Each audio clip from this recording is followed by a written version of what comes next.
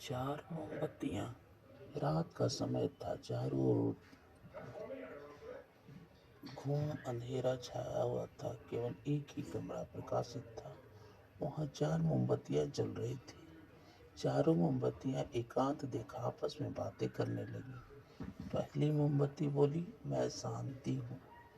जब मैं इस दुनिया को देखती हूँ तो बहुत दुखी होती हूँ। चारों ओर आपाधापी, लूट खसोट और हिंसा का बोलबाला है। ऐसे में यहाँ रहना बहुत मुश्किल है।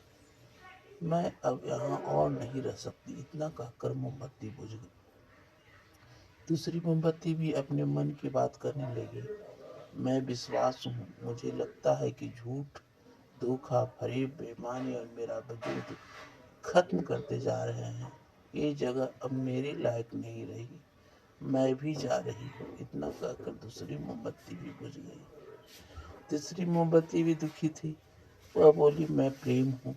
मैं हर किसी के लिए हर पल जल सकती हूँ, लेकिन अब किसी के पास मेरे लिए वक्त नहीं बचा। स्वार्थ और नफरत का भाव मेरा स्थान लेता जा रहा है। लोगों के मन में अपनों के प्रति भी प्रेम भावना नहीं बची। अब ये सहना मेरे बस की बात नहीं।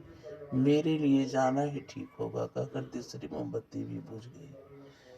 तीसरी बत्ती बुझी ही थी कि कमरे में एक बालक ने प्रवेश किया। मोमबत्तियों को बुझा देख हुआ उसे बहुत दुख हुआ। उसकी आंखों से आंसू बहने लगे।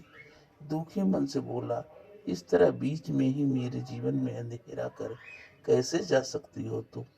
तुम्हें तो अंत तक पूरा जलना था, लेकिन तुमने मेरा साथ छोड़ दिया। अब मैं क्या करूं? बालक की बात सुन चौथी मोमबत्ती बोली, घबराओ नहीं बालक, मैं आशा हूँ और मैं तुम्हारे साथ हूँ। जब तक मैं जल रही हूँ तुम मेरी लौ से दूसरी मोमबत्तियों को जला सकते हो। चौथी मोमबत्ती बोली की बात सुनकर बालक का ढाढ़स बन गया।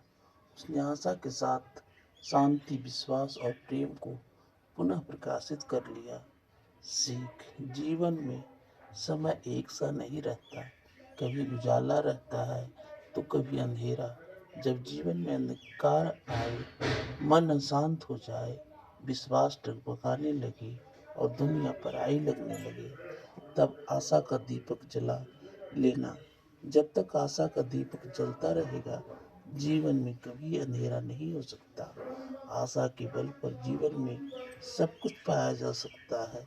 इसलिए आशा का साथ कभी न छोड़ें।